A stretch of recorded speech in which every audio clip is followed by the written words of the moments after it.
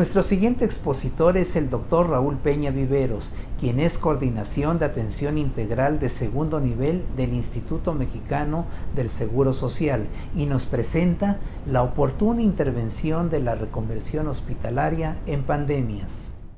Este Foro Nacional de Protección Civil, Seguridad y Derechos Humanos que nos hacen a través de mi persona el Instituto Mexicano del Seguro Social.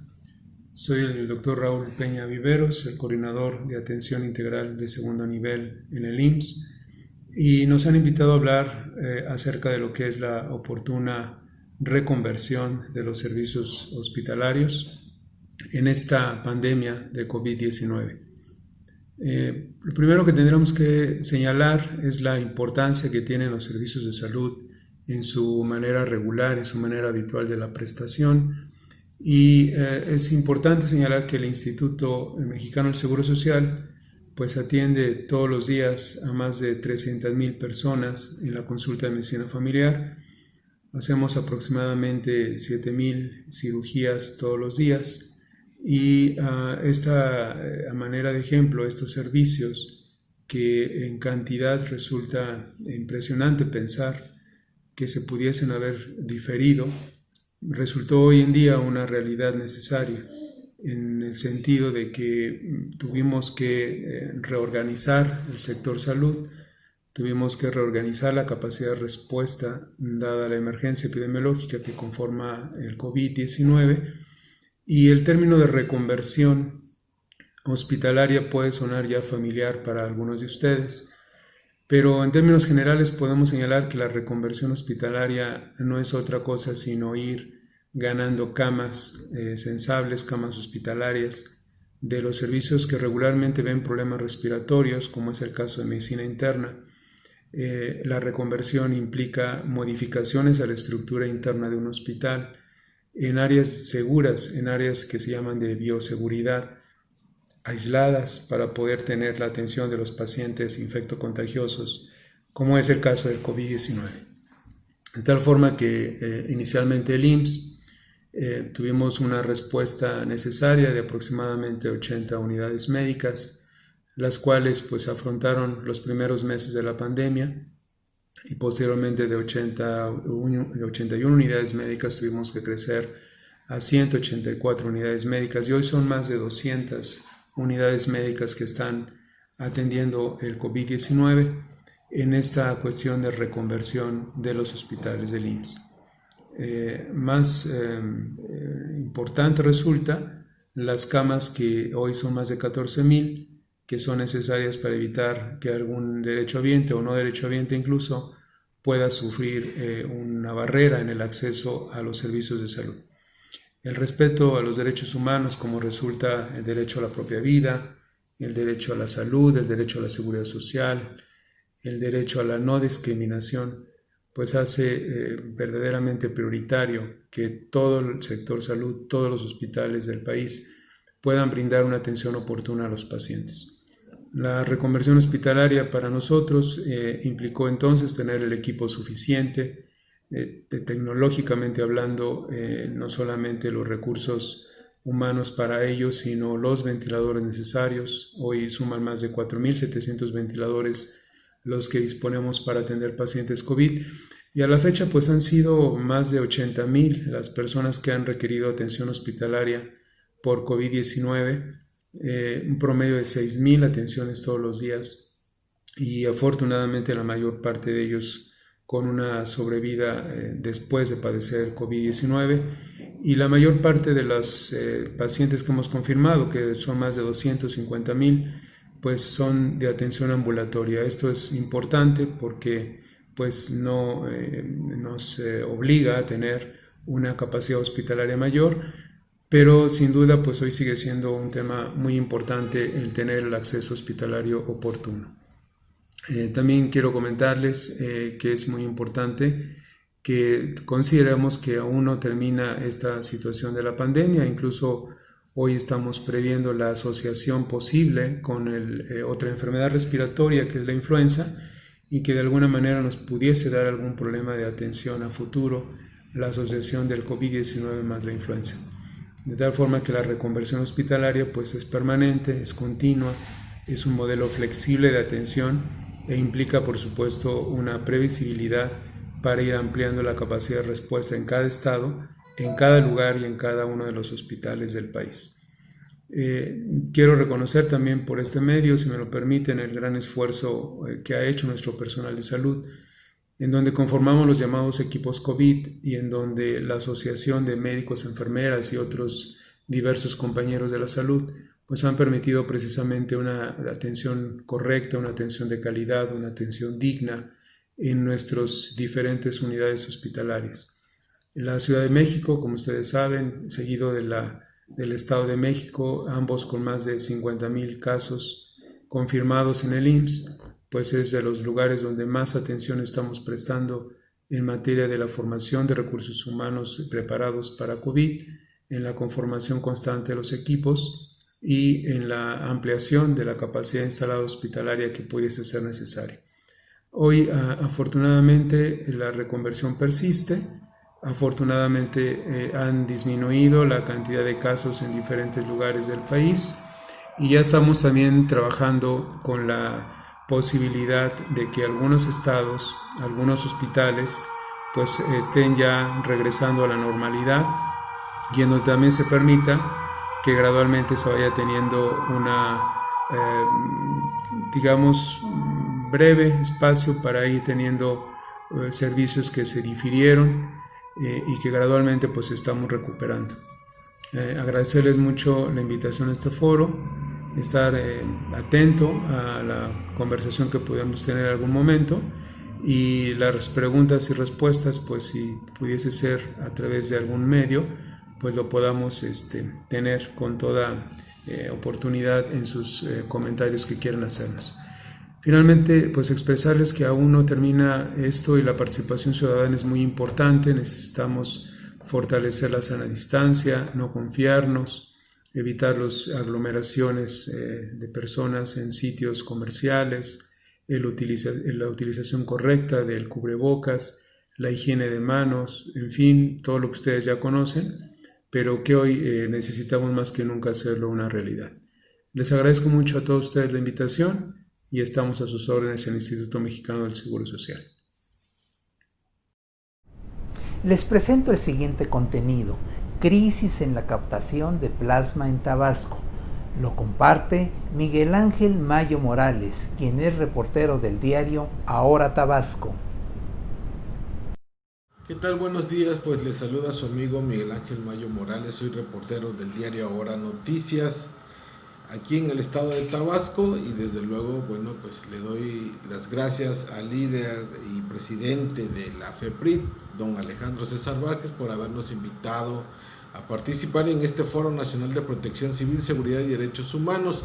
Y nosotros, bueno, le vamos a hablar sobre la donación de sangre en tiempos de COVID-19 y la participación de los medios de comunicación, que ha sido muy importante, desde luego esto en conjunto pues con las redes sociales. Bueno, el papel de los medios de comunicación no solo en Tabasco, sino a nivel nacional, pues han jugado un papel importante en las afluencia de donantes que va en aumento, mismo que ha reconocido el Banco de Sangre y Hematología, pues de aquí del Hospital Regional de Alta Especialidad, Dr. Juan Graham Casasus, pues tras reconocer que a partir de la pandemia el flujo de donantes disminuyó hasta un 70%.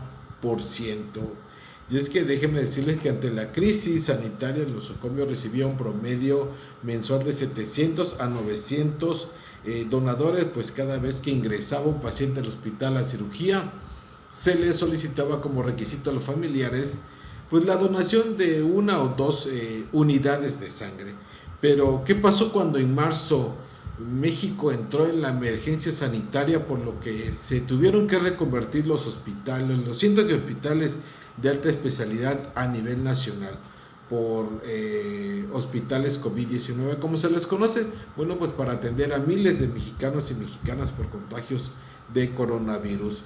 Y es aquí donde, bueno, los medios de comunicación, sobre todo pues los reporteros, quienes andamos en la calle a diario, bajo el sol, bajo la lluvia, bajo el clima que se preste en el estado, que esté en el estado, bueno, nosotros siempre vamos a andar ahí, pues viendo las necesidades de la gente, las necesidades que se ven a diario en los hospitales y en cualquier otro ámbito. Así que bueno, ¿qué es lo que pasa aquí? Bueno, es aquí donde precisamente también se suman las redes sociales al llamado de la población para que continúen apoyando, debido a que en el hospital se tiene un promedio de 200 pacientes, muchos de ellos pues requieren el servicio de transfusión de sangre.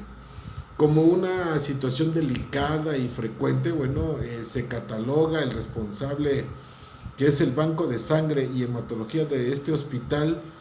Desde luego el manejo de los hemoderivados, pues algunas personas los ven como cualquier abarrote, ¿no? O sea, pues estos no pueden ir de aquí para allá sin un documento. Y desde luego, pues en su momento el responsable de este banco, Hugo Zurita Martínez, nos comentaba precisamente que pues dio a conocer que ese vital servicio pues se encuentra en punto rojo debido a que ha bajado drásticamente la donación de sangre por la crisis sanitaria derivada del coronavirus. Y es que también la gente pues que dona sangre pues ha tenido un poco de temor o miedo, vamos a llamarle miedo, de llegar a un hospital y donar sangre, sobre todo en estos momentos que hay personas con coronavirus.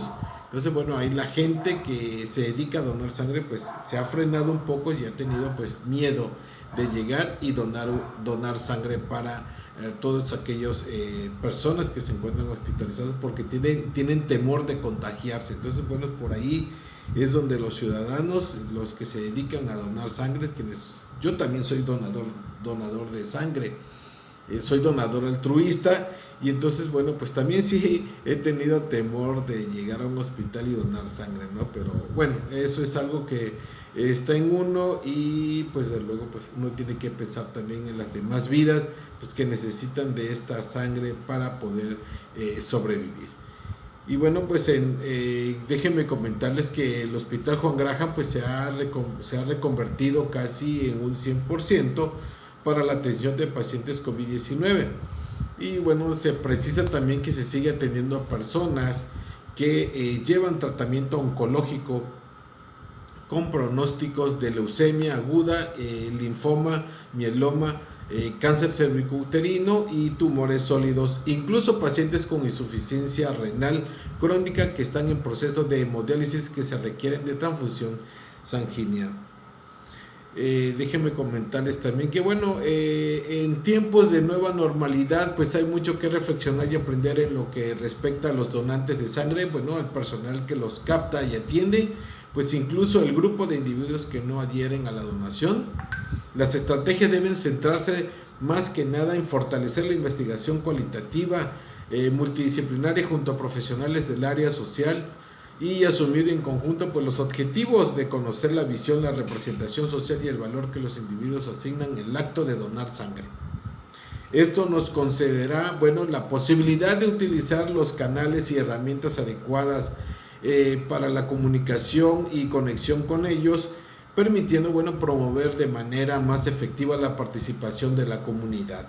Finalmente, bueno, pues debemos destacar que la idea de salud es una construcción social que se traduce en un acuerdo global de la sociedad. Bueno, según la Organización Mundial de la Salud, la OMS, bueno, la participación social promueve la equidad, convirtiéndose, bueno, en protagonistas activos de su propia salud.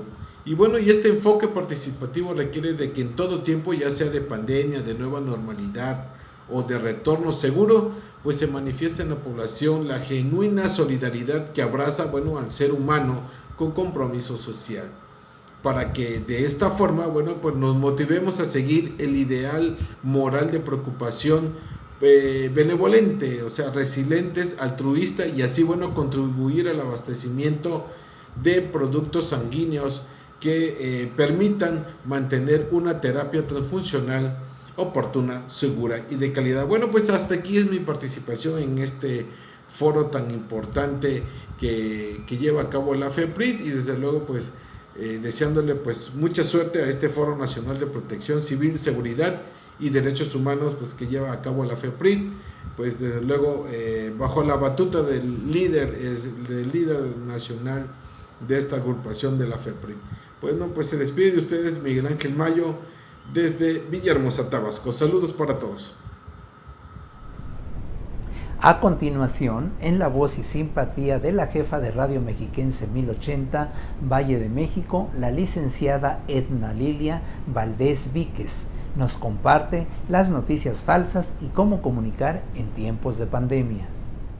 ¿Qué tal, amigos? Es un gusto saludarlos nuevamente en este Foro Nacional de Protección Civil, Seguridad y Derechos Humanos, que realiza muy acertadamente la Federación Hispanoamericana de Editores, Productores de Radio y Televisión. El día de hoy voy a hablar sobre las fake news y para empezar quiero dar el significado de este término, que en español significa noticias falsas.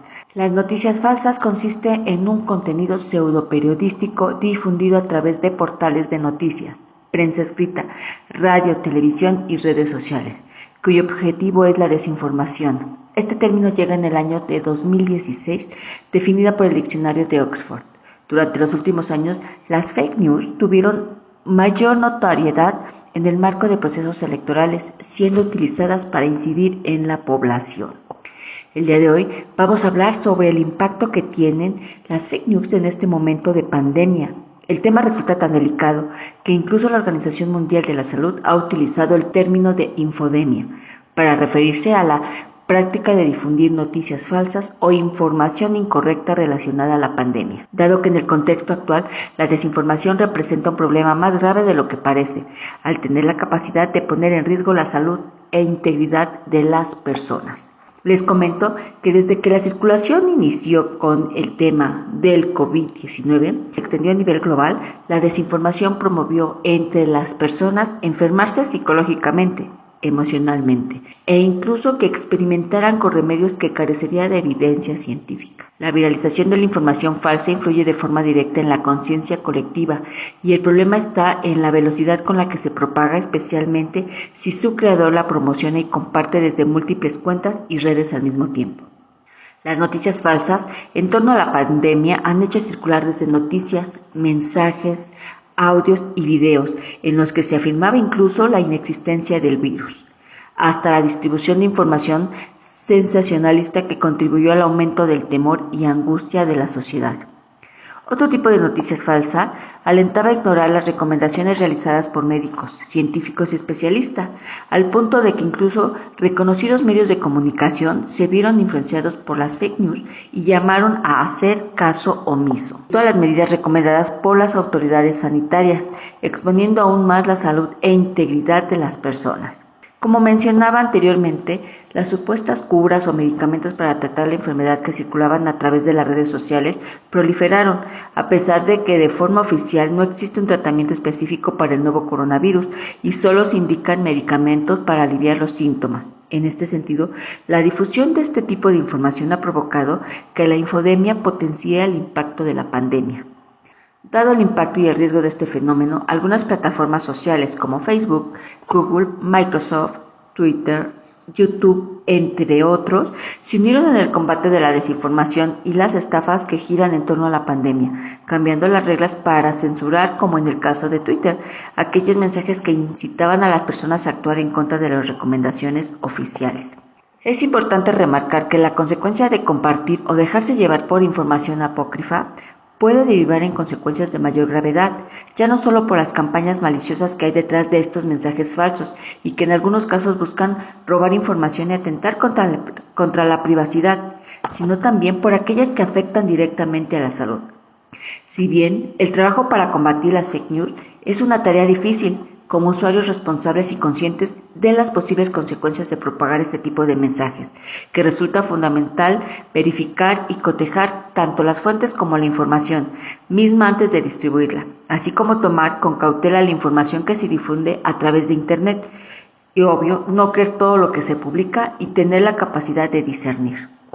En este sentido, nosotros los periodistas somos ciudadanos adultos que debemos publicar noticias comprobadas y auténticas, pues solo la información veraz garantiza la libertad de las personas y es considerada una obligación ética combatir a las fake news interrumpiendo la cadena de transmisión, cada uno desde la posición que ocupe cada uno de nosotros.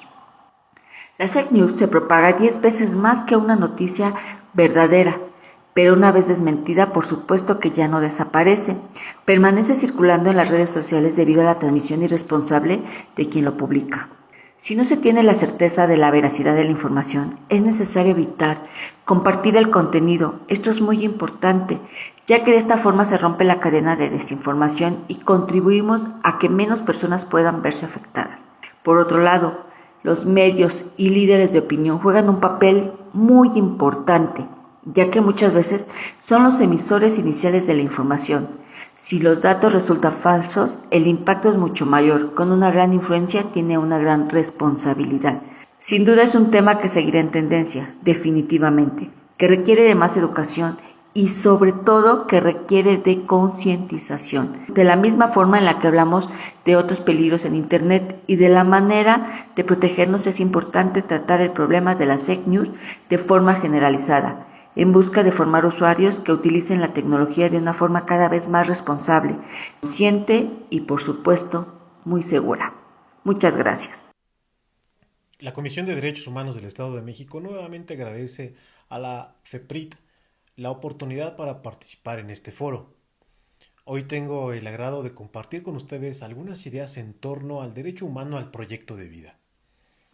Para abordarlo es necesario tener en cuenta que nosotros como personas tenemos fundamentalmente dos derechos que nos permiten tomar las riendas de nuestra vida.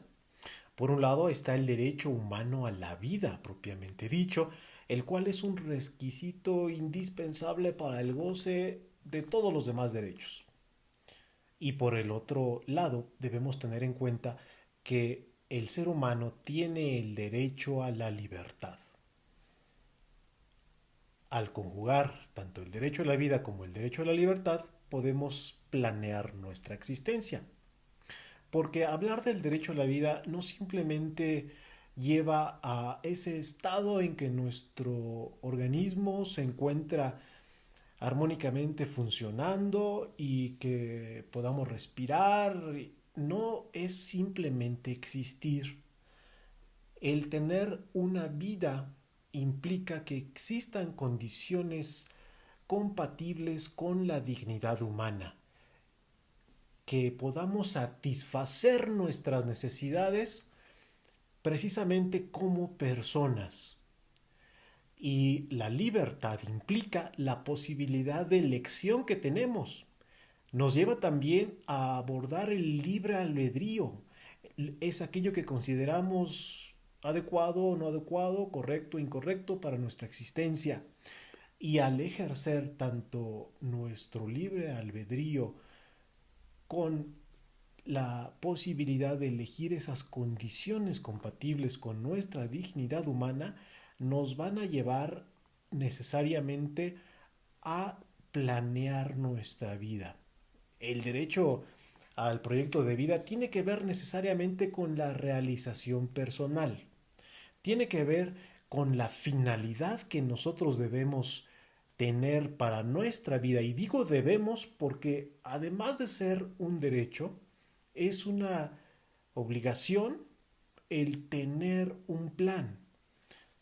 Las personas somos las únicas entidades que podemos planear nuestra vida. Todos los demás seres vivos simplemente tienen una existencia. Simplemente respiran, simplemente nacen, crecen, mueren. Los seres humanos, a diferencia de los seres que consideramos no racionales, tenemos la posibilidad de elegir. Y en esa elección hacemos uso de nuestra inteligencia, de nuestro raciocinio.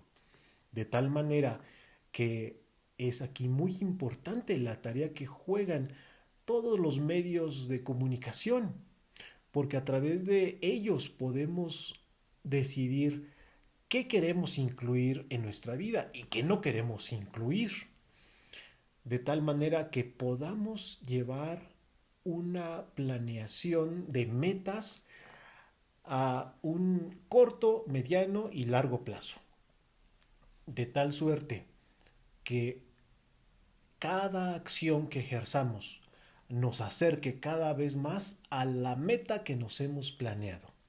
Sin embargo, es necesario tener en cuenta que como seres humanos necesitamos del Estado, necesitamos que a través de sus agentes se respete nuestra libertad, que a través de sus agentes se difundan los derechos humanos para que todos los podamos conocer. De tal suerte que si por una acción o por una omisión estatal nosotros como personas vemos frustrado nuestro plan de vida, podamos acudir ante los organismos públicos de derechos humanos para solicitar se lleve a cabo una investigación. En el ámbito regional americano, la Corte Interamericana de Derechos Humanos ya se ha pronunciado sobre la reparación integral por daños al proyecto de vida. Aquí lo importante es, por un lado, tomar conciencia de que contamos con derechos humanos. El conocer nuestros derechos humanos, si observamos el artículo 1 de la Constitución, es además de un derecho, un deber. Tenemos el derecho de conocer nuestros derechos humanos.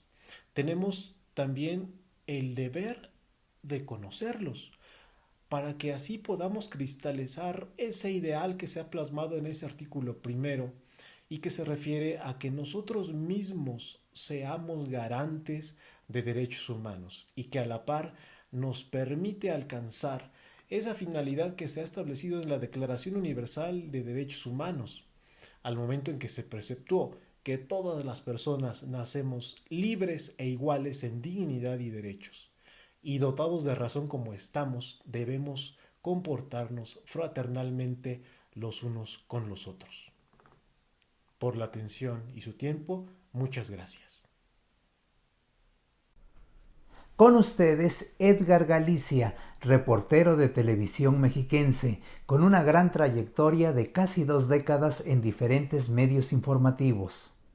¿Qué tal, amigos? Un gusto poderles saludar. Para los que no me conocen, soy Edgar Galicia, soy reportero y ahora conductor del sistema de radio y televisión mexiquense, conductor de un espacio informativo en Mexiquense Radio a las 7 de la noche, de 7 a 7 y media, de lunes a viernes, y también ahora recientemente, a partir del 16 de julio, conductor del espacio informativo de Metropolitano a través del 34.2 de la televisión abierta de la Agencia Mexiquense de Noticias.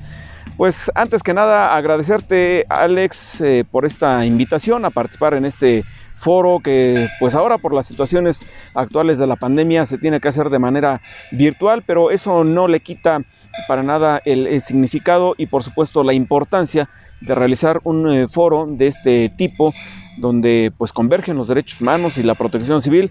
Sin embargo, bueno, pues ahora insistimos, lo tenemos que hacer de esta manera, a la distancia, de manera virtual, pero desde aquí les mandamos un afectuoso saludo a ti, Alex, y a todos los compañeros que integran, que forman parte de este grupo, muchos de ellos pues ya con bastantes años de trayectoria y pues agradecidos sobre todo por poder compartir con ustedes estos espacios donde uno también se termina de nutrir, de informar y de formar.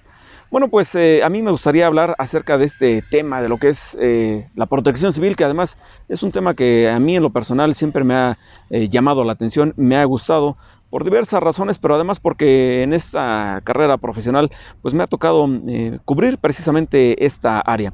Yo creo que aquí radica la importancia de nosotros como comunicadores, pero también como formadores, de podernos dirigir a todo nuestro público y poderles informar y dar datos precisos sobre estos temas. Hay que recordar que desafortunadamente pues septiembre, el mes de septiembre que ahora estamos cursando, pues ha sido significativo para la vida de nuestro país en materia de protección civil.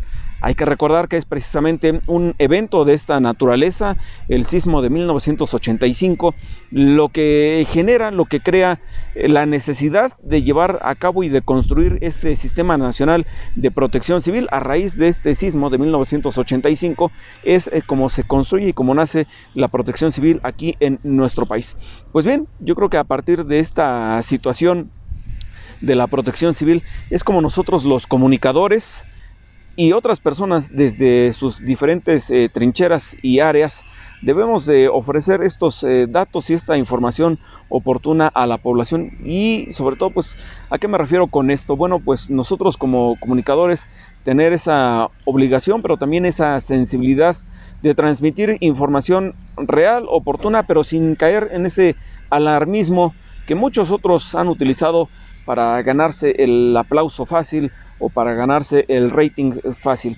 Nosotros como comunicadores debemos precisamente eso, comunicar lo que es la protección civil, lo que es la prevención, la necesidad de prevenir como personas. No podemos prevenir un desastre, pero sí podemos prevenir que este sea mayúsculo, que sus consecuencias sean mayores y sobre todo pues estar preparados ante una situación de esta naturaleza. Cabe recordar que bueno, pues nuestro país se ubica precisamente en una de las zonas más sísmicas del mundo y eso pues en lugar de preocuparnos nos debe de ocupar. Y por esta misma razón creo que nosotros tenemos esa obligación de transmitirle a la gente la importancia de estar preparados ante una naturaleza de este tipo, de un acto de esta naturaleza, Pero no solamente son los sismos, hay muchísimas cosas que se pueden tratar desde la protección civil. Ahí está el tema también de las lluvias, las inundaciones.